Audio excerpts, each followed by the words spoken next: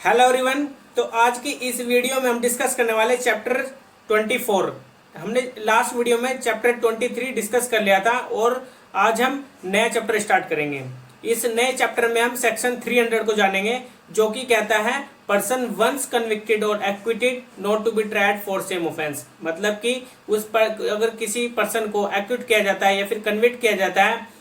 Not to be tried for same offence, मतलब कि उसको ट्राइड नहीं किया जाएगा सेम ऑफेंस के लिए दोबारा उसी कोर्ट में। ठीक है, तो इसमें सिंपली यही बात की है 300 में, जो इसका प्रोसीजर बताया है। और जो under article 20 of the constitution बताया है, उसमें अंडर आर्टिकल 20 क्लोज 2 में बताया गया है कि जो डबल जियोपार्टी का कॉन्सेप्ट है, उसमें अगर किसी पर्सन को, ठीक है, उस किसी पर्सन के अगेंस्ट दोबारा उसको पनिशमेंट नहीं दी सकती, उसको प्रोसिक्यूट नहीं किया जा सकता। No person shall be prosecuted and punished for the same offence more than once. ठीक है, इसमें डबल जियो पार्टी की बात की, किसी पर्सन के अगेंस्ट कोई ट्रायल नहीं चलाया जा सकता दोबारा सेम ऑफेंस के लिए। ठीक है, ना उसको पनिशमेंट दी जा सकती, ना उसको प्रोसिक्यूट किया जा सकता सेम ऑफेंस के लिए। ठीक है, तो इसमें सिंपली यही बात की गई है। और सेक्शन 300 बात कर रहे हैं सीआरपीसी में। इसमें जो फर्स्ट क्लोज है वो बताता है a person who has once been tried by a court of a competent jurisdiction for an offence and convicted or acquitted of such shall, while such conviction or acquittal remains in force, not be liable to be tried again for the same offence, nor on the same facts for the any other offence for which a different charge from the ones made against him might have been made under subsection 1 of section 221, or for which he might have been convicted under subsection 2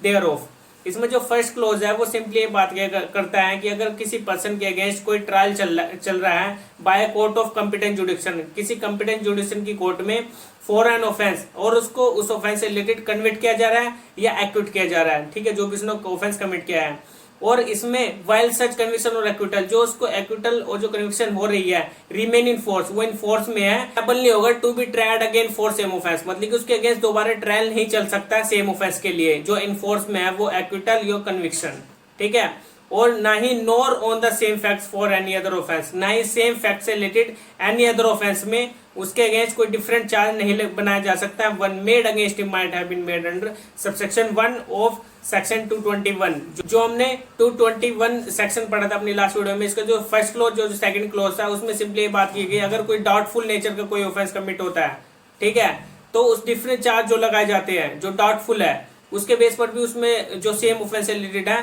तो उसके base पर उसके ऊपर कोई charge नहीं लगाया जाएगा दोबारा, जो ऑफेंस जिस ऑफेंस में उसको कन्विक्शन हो चुकी है या एक्विटल हो चुका है। ठीक है, फर्स्ट क्लोज सिंपली ये बात करता है। और जो सेकंड क्लोज है, ए पर्सन एक्विटेड और कन्विक्टेड ऑफ एनी ऑफेंस में be afterwards tried with the consent of the state government for any distinct offence for which a separate charge might have been made him at the former trial under subsection 1 of section 220।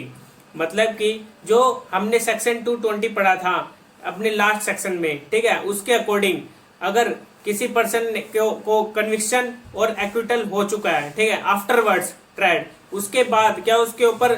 Same offence से related trial चला जा सकता है, मतलब कि उसके ऊपर क्या दोबारा से कन्विक्शन और एक्विटल हो सकता है जो ट्रायल हो चुका है, तो उसके लिए स्टेट गवर्नमेंट से कंसेंट लेनी होगी। ठीक है, किस बेस पर, जो अंडर 220 सेक्शन हमने पढ़ा था उसमें बताया था, क्लोज फर्स्ट था, उसमें बताया था कि जो सीरीज वाइज जो ऑफेंस कमिट हो रहे हैं, ठीक है, जो एक से ज्यादा ऑफेंस कमिट होते हैं series wise, serial wise transaction में हो रहे हैं, ठीक है, तो उसमें 220 क्लोज फर्स्ट में ये बात की गई थी। मैं आपको फॉर एग्जांपल समझा देता हूँ। मान लीजिए अगर कोई पर्सन है, उसने कोई ऑफेंस कमिट किया है, उसने किडनैपिंग किया, किडनैपिंग करने के बाद उसको एक जगह से दूसरी जगह पर ले जाया गया, उसको डराया धमकाया गया, और फिर डराया धमकाए जाने के बाद उसको मार दिया गया, उसको मर्डर कर दिया गया है। तो ये उसमें 3 ऑफेंस हो रहे हैं, उसको एक जगह से दूसरी जगह पर उसको रखा जा रहा है कन्फाइन करके, और उसकी किडनैपिंग हुई, किडनैपिंग करने के बाद उसका मर्डर हुआ, तो ये इसमें 3 ऑफेंस कमिट हो रहा है। लेकिन अगर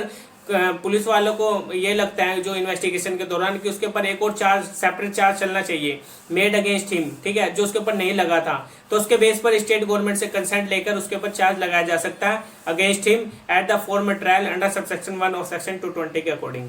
ठीक है, और जो थर्ड क्लोज है, a person convicted of any offence constituted by any act causing consequences which together with such act constituted a different offence from that of which he was convicted, may be afterward tried for the such last mentioned offence if the consequences had not happened or were not known to the court to have happened at the time when he was convicted। मतलब कि जो third close है इसमें simply बात की, अगर कोई person convict किया जा रहा है ऑफ एनी ऑफेंस जो कि कंस्टिट्यूट किया जाता है किसी एनी एक्ट के थ्रू दौरान कॉजिंग कॉन्सिक्वेंसेज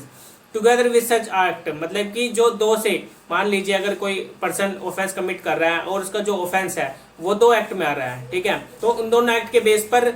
उसको एक उसमें एक्ट में ला दिया गया, उसको पनिशमेंट कन्विक्ट कर दिया गया है, a different offence from that which was he was convicted and may be afterward trial for such last mentioned offence, ठीक है, उसको आफ्टरवर्ड उसको ट्रायल चलेगा, ठीक है, और if the consequences had not happened, अगर कॉन्सिक्वेंसेस हैपन नहीं होते हैं और one not known to the court, अगर कोर्ट को ये नहीं पता था कि उसके बेस पर उसको उसने जो आफ्टरवर्ड ट्रायल चल रहा था उसके बाद कोर्ट को लगता है कि उसने जो ऑफेंस कमिट किया था वो अपेंड नहीं था, मतलब कि कोई दूसरा उसने कॉन्सिक्वेंसेस बदल चुके हैं, ठीक है, तो उसमें कोर्ट को भी नहीं पता था कि उसमें उसके ऊपर कौन सा ट्रायल किस चीज में उसको कन्विक्ट किया जा रहा है, उसमें कॉन्सिक्वेंसेस चेंज हो गए हैं, ठीक है, जो उसमें हैपन नहीं हुए थे, ठीक है, उसमें कोर्ट को हैपन मतलब कि उसके बारे में नहीं पता था at the time when he was convicted, कब, जब उसको कन्विक्ट किया जा रहा था, मतलब कि कॉन्सिक्वेंसेस चेंज होने के बाद तो कोर्ट को लग रहा था कि इसको डिफरेंट ऑफेंस इसमें कमिट हुआ है, ठीक है, तो उसके बेस पर उसको सजा मिलनी चाहिए, तो उसके बेस पर उसको मिल सकती है, ठीक है, तो कोर्ट उसके अकॉर्डिंग वो कोर्ट चला सकती है केस,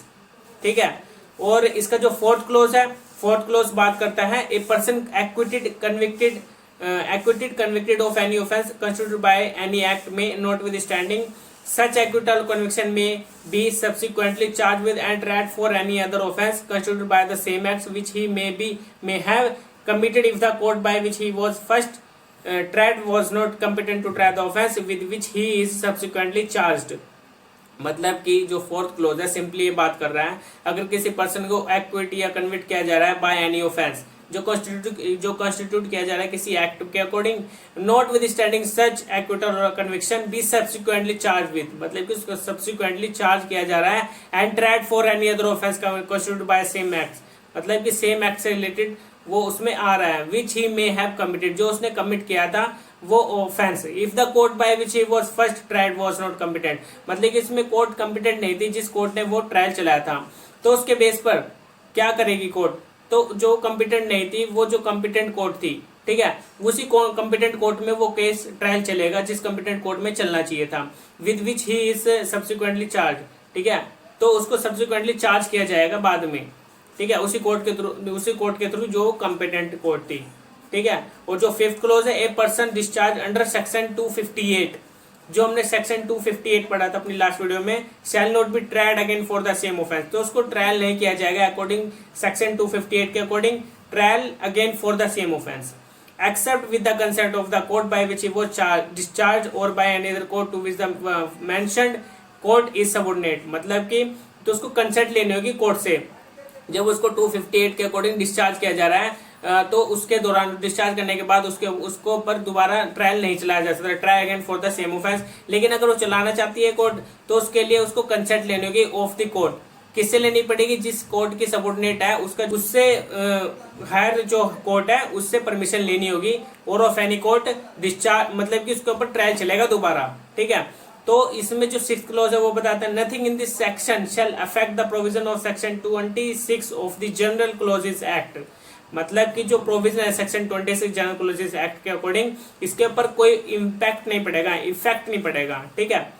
अफेक्ट इस पे कोई नहीं पड़ेगा 20 सेक्शन जनरल क्लॉजेस एक्ट के अकॉर्डिंग और of section 188 of this code, जो इसका सेक्शन 188 है इसी सीआरपीसी में, उसके ऊपर भी कोई अफेक्ट नहीं पड़ेगा इन प्रोविजंस का जो हम सेक्शन 300 में पढ़ रहे हैं, ठीक है। इसमें एक एक्सप्लेनेशन दी गई है, the dismissal of a complaint और the discharge of the accuse is not an acquittal for the purpose of this section, मतलब जिस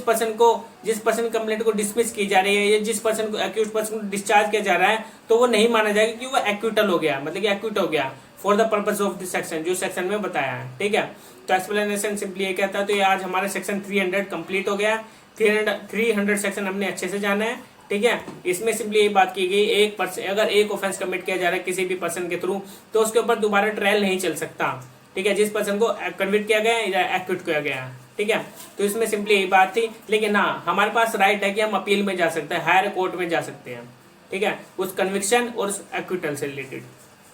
तो आज के लिए इतने था।